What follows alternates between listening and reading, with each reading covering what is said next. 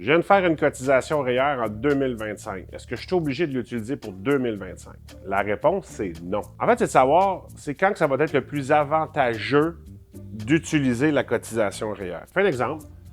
En 2025, on gagne 50 000. En 2026, 54 000. Puis en 2027, 64 000. Puis là, je fais l'impact de, OK, je cotise 5 000, je l'utilise pour l'année 2025, ou j'attends 2026, ou j'attends 2027. Donc, le calcul ici, si je gagne 50 000, le taux marginal va être à 26,53 qui va donner un retour d'impôt de 1 326. Ici, en 2026, il y a quelque chose qui se passe parce que à 54 000, on va être dans deux braquettes. C'est pour ça que je l'ai fait ici. Donc, le 54 000, la braquette, elle se finit à 53 255, 745. En gros, c'est 234 de remboursement d'impôt. On fait le calcul, le 5 000 moins, on a déjà calculé en haut, il reste 4 255 à 26,53, 1128.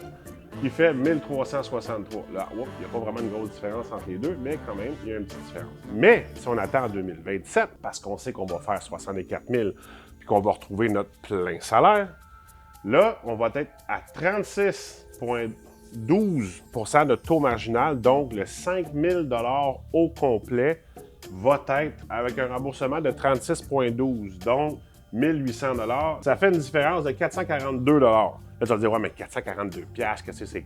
Ben, regarde, 442 $, c'est 36 % de plus que tu vas recevoir. Est-ce que ça vaut la peine dans ce cas-ci d'attendre si on sait qu'on va vraiment gagner plus d'ici 3 ans? Bien, ce qu'il faut faire, c'est de ne pas donner au comptable vos relevés REER ou bien dire à votre comptable, utilise-les pas. Mais là, une affaire qui est importante, parce qu'il y a plein de gens qui oublient de les déclarer, c'est de savoir qu'elle est là, puis il faut l'utiliser un jour.